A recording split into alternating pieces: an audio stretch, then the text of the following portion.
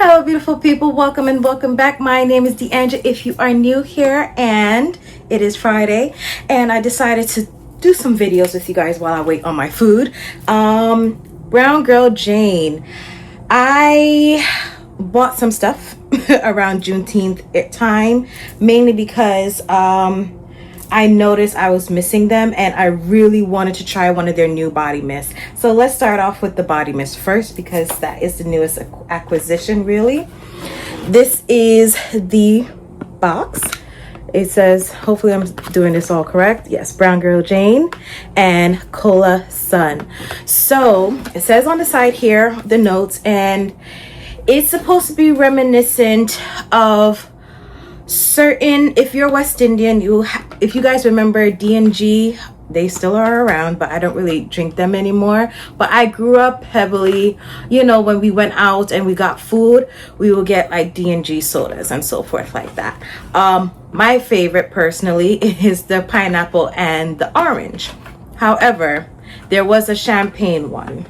So they brought that into this along with other stuff. So let's get into it.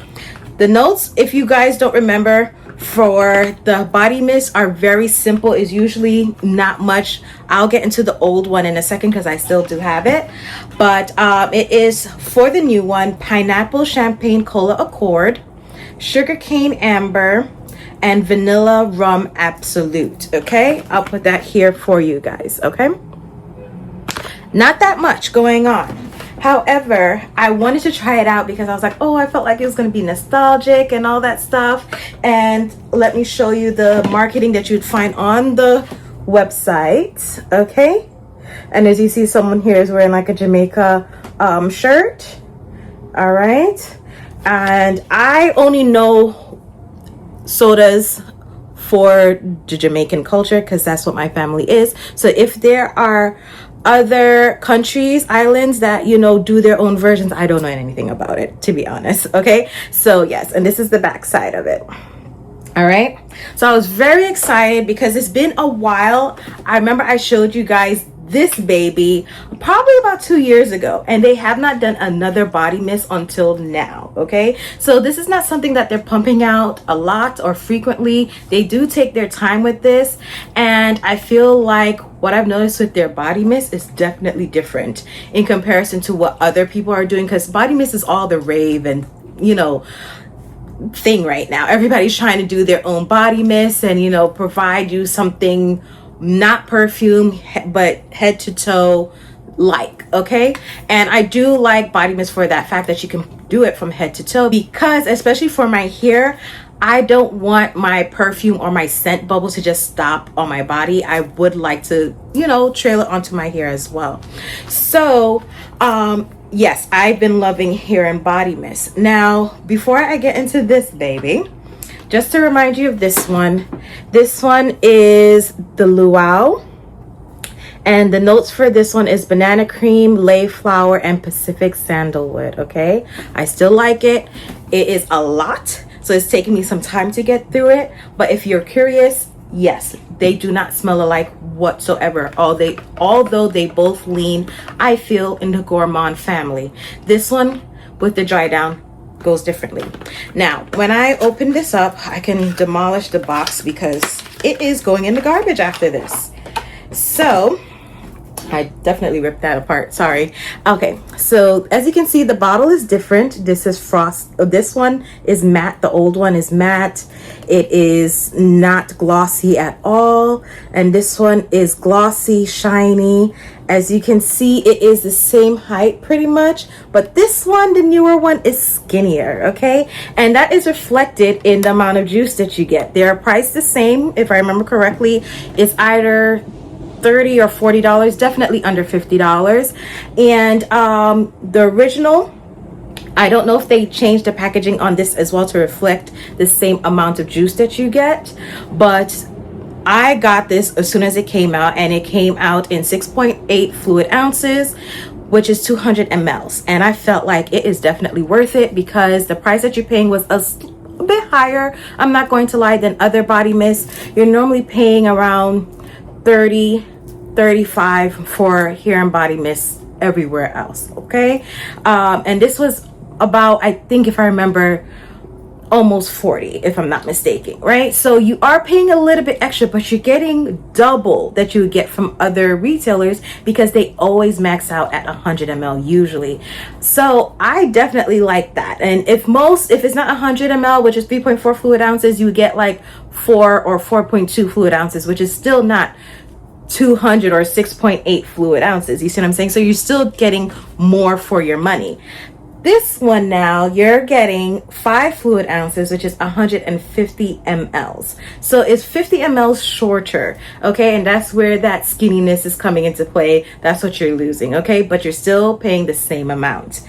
Now, when I sprayed this on my skin, I sprayed it on, I think I went straight to skin if I remember correctly, and I did it this week, so it's very, very fresh. This took me on a roller coaster ride. I mean, granted, a lot of perfumes may smell different from when you initially spray to when you have the dry down, and that can be indicative of body mist too. But when I tell you I've never been on a ride like this before, this one was crazy, okay? To the point where the initial spray, I hated it. I was like, I wasted my money. How am I going to send this back? I was completely disappointed. And I'm so happy that I waited that 25 minutes, because after that 25 minutes, I was like, ooh, I can do this. I like this. This is good, okay? So for me, I noticed I don't like a pineapple note, okay? I feel like pineapple overpowers almost anything. If you put it in a smoothie, if you put it in a juice, you can taste the pineapple. And I feel like that is also indicative in scents. And sometimes, depending on how it can be just a powerhouse. And since it's a top note, you smell that pineapple immediately, okay? Now, pineapple is usually used in more so a masculine sense, but I'm going to tell you now, this in here does not smell masculine. It still does smell feminine forward completely. But the pineapple was there, and I was like immediately turned off, okay? It was there for a very good while. And then you're also smelling the champagne note as well. And I was starting to like that part, because like, oh, I'm getting nostalgic of, my childhood, because I immediately thought of the D&G sodas, okay? And that's why I brought them up in the beginning. Every time I smelled back to my hand, I kept smelling pineapple, and I'm like, oh my gosh, when is this time pineapple gonna go away? I personally don't like pineapple, so it's just a personal thing with me, but it's very overpowering. And if you do not like pineapple, I feel like it can be a little bit abrasive, especially how strong the pineapple was in here. But yeah, that's why I said it was like immediately like, oh god, no, this is not it, okay? I would say midway through, almost close to the 20-minute mark, that's when the pineapple started to die down and take a really good, well-deserved backseat, because it was shining way too bright, okay? And you're smelling a lot more of the cola. And then I felt more of the amber was coming in more. I wasn't really smelling the sugarcane. And to be honest with you, throughout the whole time, I wasn't really smelling much of the sugarcane in there. But I do feel, since the pineapple died down significantly, and the champagne cola accord was there. Champagne cola accord does have some sweetness to it. I felt the sugar cane was also adding a little bit of sweetness. In the beginning, it is sweet because of the pineapple, but it's pineapple fruity sweet, not like cloying sweet or milky sweet or anything of that sort. So when the pineapple dies down, I feel like you need something else to kind of carry it along, and that champagne cola accord and the sugar cane really in the base, I feel, kind of brings it through, and makes it a little bit more less fruity, and brings it into a nice medium with that amber. The amber note comes out more to me than the sugar cane, okay? And then you start to smell a bit of the rum, and I love rum. I'm a boozy girl, okay? And however, the rum, I want to specify, is not strong. It's very subtle, like very, very, very subtle. To me, at least on my skin, I still have to actually do a wear test in this. This is just on skin just for that day, but like wearing it out a full day, I have not done that yet. So give me some grace here. I felt like the rum was coming out more than the vanilla as it was drying down, and then you start to smell a little bit of both the vanilla and rum with the amber and sugar cane, with a hint of the Cola Accord, trying to linger on. The pineapple is gone. Hallelujah. Thank you, Jesus. And yeah, you're just getting a nice little ambery, vanilla, rummy, sugar cane type of blend. You see what I'm saying? And I feel like personally, the mists are very well done to me. I don't know how long they last because I primarily do it in my hair. I don't really do a whole body thing, and if I do, it is done before I do my perfume, so my perfume most likely overtakes it, or it just blends very well into it, you know. But I feel like they definitely go different ways.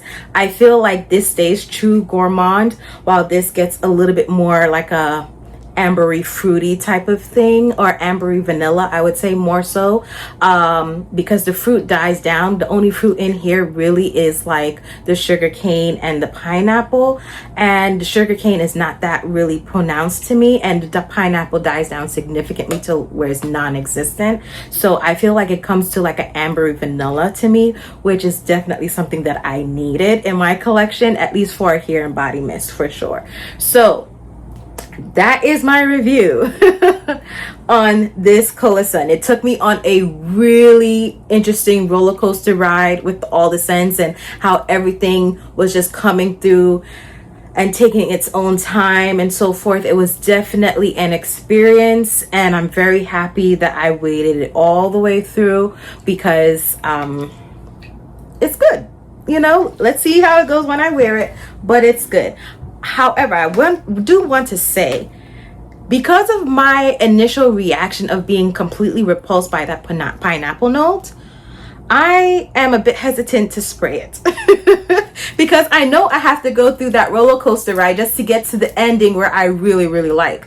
So that's just one only caveat from this that I would say that is not a plus, because I personally have to go through a roller coaster ride to get where I like it.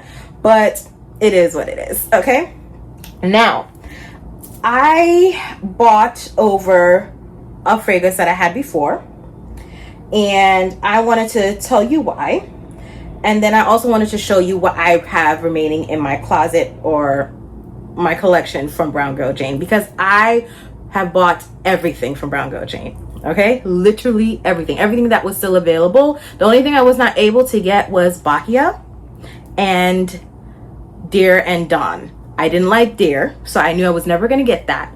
Dawn and Bahia I did like, mainly Bahia, but they are all discontinued. I cannot find them for my life, and it is what it is. Okay, I've made peace with it, but I've tried everything else. Okay, I've had travels of them, and some of them big bottles. Okay, and right now what I have remaining is Carousel. As you guys know, this is my absolute favorite. Okay, I have Casablanca, which is becoming my next favorite, I feel, in a sense. I have L'amour. You're gonna see it down at the bottom. Okay, and I was really happy that I was able to get my hands on this, because I feel like they're going to be discontinuing this soon, because this is from their old line of perfumes. And what I rebought is a travel, not a full bottle, of Carnival. Okay, now why I got this is because I was going out the other day and I was like, I want a nice juicy mango. Like, I was just feeling fruity, and I was like, ooh, this. And I had my travel still here, but I knew it was on its last legs. I was like, D'Angelo, you barely get one spray. And I tried it just to smell what it smelled like before I went in the shower and get ready to go out. And I literally did the last 2 sprays or so. And I was like, oh yeah, it's time to re-up because I need this. Now, I did have the choice of getting a full bottle, but honestly and truly, I don't think I love this that much that I want to get a full bottle. I would say, however, I don't think you get much out of the travel size. I know they say they're 10 mLs. I don't know. It's because you kind of have to spray. I believe you have to spray a little bit more than just like 4 sprays for BrownGirl Jane's. Some of them are powerhouses, don't get me wrong. But the ones that I like, I feel like you have to overspray for them to last or to be the way how I want to wear my perfume. And I would say Carnival is definitely that. Actually, all these three are definitely that. Carnival, Carousel, and Casablanca, definitely. I feel, to be honest, I don't have to spray that much. Cool. Let me see if I'm saying something truthful before I say it. Do I have to spray that much as I do in my body mist? I feel like I'm also heavy-handed with the Brown Girl Jane body mist. Well, I don't know about this one yet. Mainly because I'm spraying it all over my hair and I want it to be there and present. But really and truly, you smell it like so much. I feel like it's comparable. I just feel like I just spray a lot of the body mist because I'm spraying it all over my hair and sometimes my body too. But yes, this is a mango scent. It is done with Caribbean mango, jasmine, nectar, amber, ginger, whipped musk, golden pimento, creamy sandalwood, and vanilla. Apparently this smells really good on me. I've gotten a few compliments when wearing this. The first time that I've actually worn this, I was in South Carolina for my cousin's wedding, and after the wedding, the next few days we stayed, and I went to just do a brunch, and I went to the bathroom, come back, and one of the waitresses came and she ran after me. She's like, "Oh my gosh, what are you wearing? You smell so good." And I was like, "Oh, it's just Brown Girl Jane." Okay, so yeah. This is the only mango, and I've tried a few mangoes that I really like. I've done the Chris Garland's Sunset in Tamarindo, which has mango in it, mango and papaya. I've done Wilhelm Perfumery Mango Skin. That's a niche perfume. I didn't get the hype, to be honest. There's another mango that I've done, and I can't remember at this current moment. But I also done this one. I've done about 4 mangoes. Perfumes, or mango forward perfumes, and this is the one that I really like the most, and I feel that works best with my chemistry. So why I feel like I gotta try is because I know I'm not gonna gravitate. This is so summer forward. I'm never going to wear this on any of the other seasons. If it's not warm weather, I'm really not going to wear it. And I don't feel to pull for this in the springtime because this is such a juicy, fruity scent.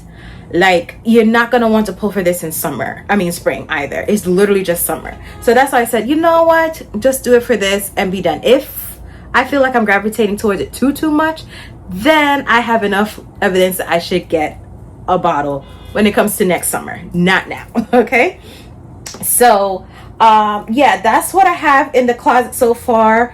I've been needing to do a Brown Girl Jane ranking video, and I did one, but it was not up to par. I felt like my points were not being made, and honestly, you guys would not be clear as to the point that I was trying to make, you know? And I feel like it was too long a video for you not to understand what I'm saying. However, this would have been my first ranking video, and I feel like I need to work out the kinks, and I feel like I'm struggling with it not being biased and being like right down the middle, but I'm just like, it's my ranking, so probably I should just do my ranking, you know what I mean?